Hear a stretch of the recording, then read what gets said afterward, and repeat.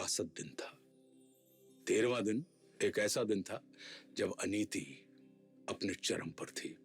मैं आज आपको उसी 13वें दिवस की दास्तान इस कविता के माध्यम से सुनाने जा रहा हूं। जब कुरुक्षेत्र की समर भूमि में सरशैया पर भीष्म हुए, तब कुरुकलंक के नैनों में क्रोधाग्नि लगी और ग्रीष्म हुए। गुरुदेव बनेंगे सेनापति, यह चाल चली थी शकुनी ने, जिसमें फंसकर सब जूझ रहे वो जाल बुना था शकुनी ने। इस बार चली थी चाल अजब, जिसमें ना कोई संधि हो, गुरुवर द्वारा वो ज्येष्ठ पांडु समर भूमि में बंदी हो। फिर पांडव सेना में गुरुवर ने ऐसा तांडव नृत्य किया। फिर पांडव सेना में गुरुवर ने ऐसा तांडव नृत्य किया, सब समर मुंड से पाट दिए, कुछ ऐसा चित्र विचित्र किया। निज सेना की यह दशा देख अर्जुन को क्रोध अपार हुआ, बज उठा कृष्ण का पांचजन्य, फिर गांडीव का टंकार हुआ। कौरव सेना के होश उड़े जब गुरुवर का रथ चूर हुआ, जो सोचा था वह विफल हुआ, सब सपना चकनाचूर हुआ। फिर कहा द्रोण ने दुर्योधन, मैं उससे पार न पा सकता, अर्जुन के रहते धर्मराज को बंदी नहीं बना सकता। फिर कहा त्रिगर्तों ने मिलकर, हम प्राण पे प्राण लड़ाएंगे, हम अर्जुन को ललकारेंगे और दूर तलक ले जाएंगे। हम जान रहे हैं अर्जुन से पा सकता कोई पार नहीं, पर इससे बढ़कर मित्र तुम्हें मैं दे सकता उपहार नहीं। फिर क्या था, फिर क्या था, ऐसी नीति बनी जिसको सबने मंजूर किया। उसने अर्जुन को ललकारा और समर भूमि से दूर किया। अर्जुन के जाते गुरुवर ने फिर कुछ नवीन संरचना की, जिसका भेदन हो सके नहीं, उस चक्रव्यूह की रचना की। पांडव सेना भयभीत हुई, यह देख शत्रुदल सुखी हुए, जो सदा शांत चित रहते थे वे धर्मराज भी दुखी हुए। निज सैन्य तात को दुखी देख फिर शेर बबर को जगना था, जो धनी धनुष के बनते थे उनको भी नाक रगड़ना था। है उम्र 18 बरस मगर ये बड़ा धनुष का धन्नु है उम्र 18 बरस मगर ये बड़ा धनुष का धन्नु है। सबने देखा कोई और नहीं, ये अर्जुन सुत अभिमन्यु है।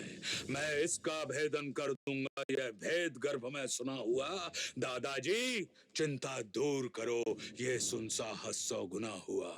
फिर अभिमन्यु के पीछे ही कुछ तेज चले, कुछ धीम चले, कुछ पैदल घोड़े रथ सवार ले, गदा गदाधर भीम चले। अभिमन्यु को ना रोक सका वो द्वार तीसरे पार हुए, पर राज द्वार पर जयद्रथ का चारों भाई लाचार हुए।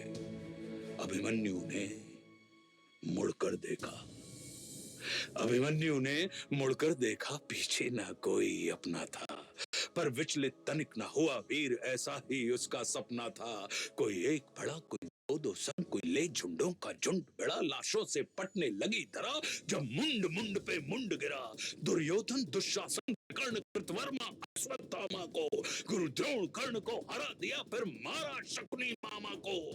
वह कर्ण भिड़ा जो दुर्योधन के विजय लक्ष्य की आशा था, वो भिड़ा जो दुर्योधन के अंतर्मन की भाषा था।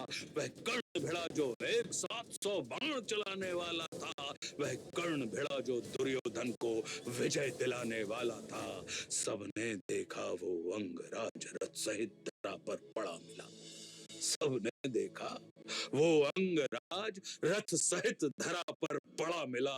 कुछ चेत हुआ तो भाग गया, वो दूर सभी को खड़ा मिला। फिर दुर्योधन हो गया कुपित, सबका नाम पुकारा है, सब इसे साथ मिलकर मारो, ऐसा आदेश हमारा है। फिर एक साथ भिड़ गए साथ, सातों ने ऐसा काम किया, रथ तोड़ सारथी को मारा, घोड़ों का काम तमाम किया। तलवार तीर जब टूट गए तो रथ के चक्के उठा लिए, उस रथ के टूटे चक्के से कितनों के छक्के छुड़ा दिए। यह देख अधम दुशासन ने तब सर पर गदा प्रहार किया, गिर गया धरा पर वीर तभी, पीछे से उसने वार किया। सब नियम युद्ध के भूल गए और ऐसा अत्याचार किया, फिर बारी बारी से सबने उसके सीने पर वार किया। सब माया पथ की लीला है। मैं कृष्ण लिखूं, घनश्याम लिखूं, कितनों को धूल चटाया है, कितने गुरुओं के नाम लिखूं। शब्दों में सहज सुशीलापन, अब कविता को विश्राम लिखूं।